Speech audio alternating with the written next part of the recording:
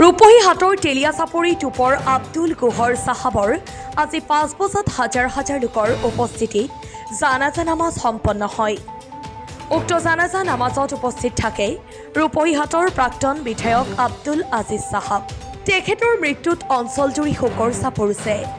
আব্দুল গোহৰ চাহাব সামাজিক কামৰ লগত জড়িত আছিল। লগতে বিভিন্ন স্কুল ধৰ্মীয় মাদ্ৰাছা গঢ়ি তুলিছিল উক্ত অঞ্চলসমূহত। গোহৰ চাহাবৰ ৭৫ বছৰ বয়সত ইহলীলা ত্যাগ কৰে।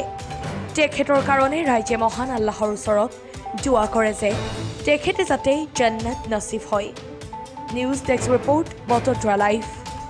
ৰাইজ সমবেত হৈ এজন বিশিষ্ট ব্যক্তিয়ে জানাজা সম্পূৰ্ণ কৰিলে, এইটো মুহূৰ্তত আপুনি কি ক'ব? নাই, এখেতটো এইটো অঞ্চলৰ মানে প্ৰবীণ মুৰব্বী হিচাপে কোৱা যায়। বয়স তেখেতৰ নামটো হ'ল আব্দুল গফুৰ।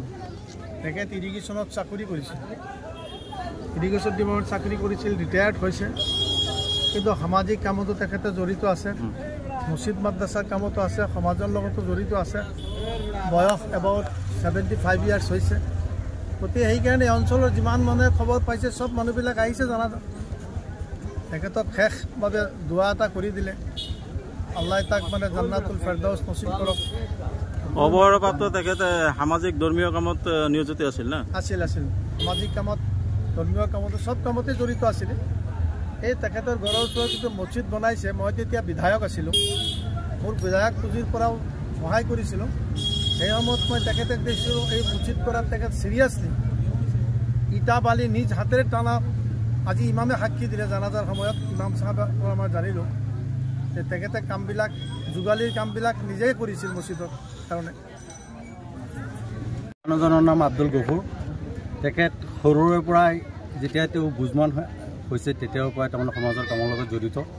গতিকে এইজন মানুহৰ দ্বাৰা তাৰমানে ধৰি লওক আমাৰ ইয়াত চুপাহী মাদ্ৰাছা, যিটো আমাৰ সৰু সৰু ল'ৰা ছোৱালী ৰাতিপুৱা পঢ়ে, সেই মাদ্ৰাছাখন তেওঁৰ আমোলতে তেওঁই পতন দিছিলে। তাৰপিছত আমাৰ যিখন মছজিদ, এই মছজিদতে তাৰমানে সি নিজে তাৰমানে অশেষ চেষ্টাৰ ফলত প্ৰায় 2 বিঘামান মাটিও কিনিছিলে।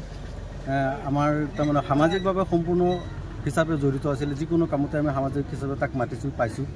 সামাজিক কামত ৰাইজৰ লগত জড়িত হৈ ৰাইজৰ সঁহাৰি দিছে। গতিকে মানুহজন সেই হিচাপে সমাজৰ লগত জড়িত হিচাপে আজি সকলো ৰাইজ দুখিত যে এইজন মানুহ আজি আমাৰ এই তেলিয়াচাপৰি গাঁৱৰ পৰা এজন ভাল মানুহ নাইকিয়া হৈছে। এনেকুৱা সমাজপ্ৰীতি মানুহ সকলো সময়তে পোৱা নাযায়। গতিকে সকলো মানুহে তাৰমানে মৰ্মান্তিত হৈছে। আজি তাৰমানে মৃত্যুৰ খবৰ পাই সকলোৱে আহি তেওঁৰ আত্মাৰ শান্তিৰ কাৰণে দোৱা প্ৰাৰ্থনা কৰিছে আল্লাহৰ ওচৰত। আৰু আমিও তাৰমানে সকলোৱে একগোট হৈ আছোঁ যাতে আল্লাহ তেওঁক এই দুনিয়া থাকোঁতে যিখিনি কৰিছে সকলো আল্লাহ যাতে মাফ কৰি তাক জান্নাতুল ফেৰদাউছ নসিব কৰে। আমি সকলোৱে আল্লাহৰ ওচৰত সেয়া প্ৰাৰ্থনা কৰিছোঁ। আজি তেখেতৰ মৃত্যুত এই অঞ্চলত আপোনাৰ শোকৰ ছাপ পৰিছে। নিশ্চয় এনেকুৱা এজন সামাজিক মানুহ ফটককৈ তাৰমানে সমাজত সৃষ্টি নহয়। গতিকে এজন সমাজপ্ৰিয় এজন মানুহ হ'বলৈ হ'লে বহুত সময়ৰ প্ৰয়োজন হয়। তেখেতৰ আনুমানিক আপোনাৰ বয়সটো কিমান?